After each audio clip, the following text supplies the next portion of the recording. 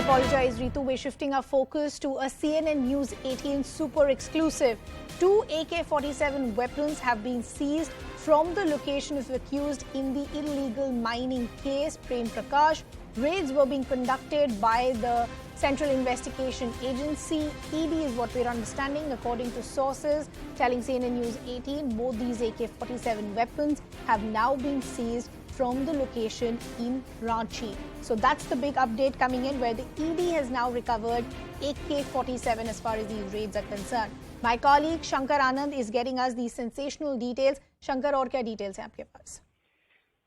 देखिए, केंद्रीय जांच एजेंसी ईडी के द्वारा इस वक्त में 11 लोकेशन सर्च ऑपरेशन को अंजाम दिया जा रहा है, जिसमें कि ये खनन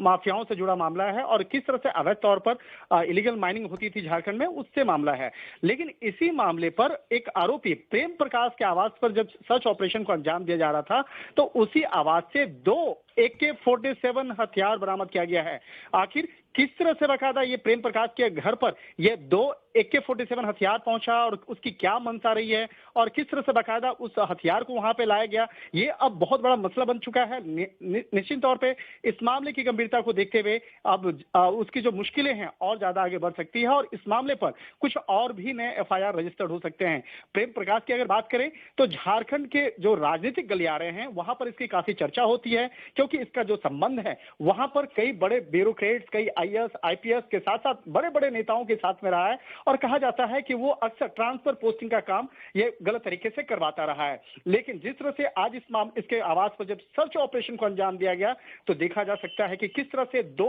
AK-47 हथियार उसके आवास में बरामद किया गया। एक गोदरेज में 2 AK-47 था, लेकिन अब क्या हथियारों की जब बात हुई है तो उससे जुड़े हुए और भी कुछ लोकेशन पर सर्च ऑपरेशन को बढ़ा दिया गया है और ये जानने का प्रयास किया जा रहा है कि उसके घर में कुछ कारतूस या अन्य हथियार भी तो नहीं है। तो इस मामले पर ईडी की जो तफ्तीश है वो आगे और बढ़ता हुआ नजर आ रहा है। निश्चित तौर पे कहा जा सकता है कि इस वक्त की सबसे बड़ी खबर कही जा सकती है, क्योंकि जिस तरह से प्रेम प्रकाश, जिसका वहां के राजनीतिक गलियारों में उसका एक काफी महत्वपूर्ण एक कहा जा सकता है स्थान रहता था, लेकिन अब जिस तरह से उसके घर से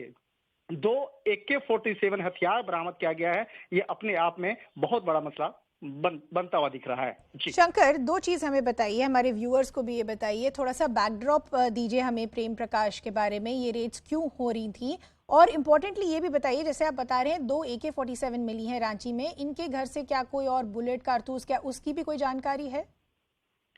देखिए, जो इलीगल माइनिंग से जुड़े मामले में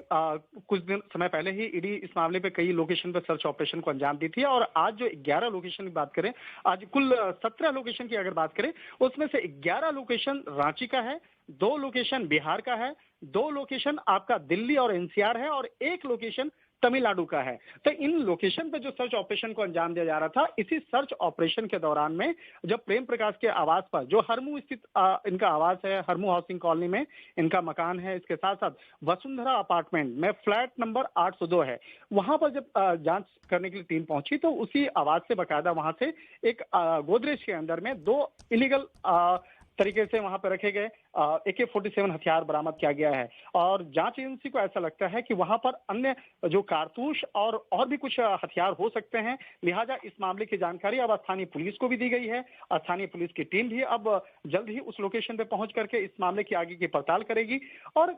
जो प्रेम प्रकाश का अगर बात करें तो प्रेम प्रकाश एक तरह से कहा जा सकता है कि वो बहुत बड़ा एक बिचौलिया है, जो वहां झारखंड की जो राजनीतिक गलियारा है उसमें उसका बड़ा नाम जाना जाता है, क्योंकि वो कई बड़े बड़े अधिकारियों का ट्रांसफर, पोस्टिंग करवाने में और उससे पैसे अर्जित करके उसको फिर मनी लॉन्ड्रिंग करने के नाम पे इसको जाना जाता है। तो प्रेम प्रकाश का संबंध कई बड़े बड़े राजनेताओं के साथ भी है, कई बड़े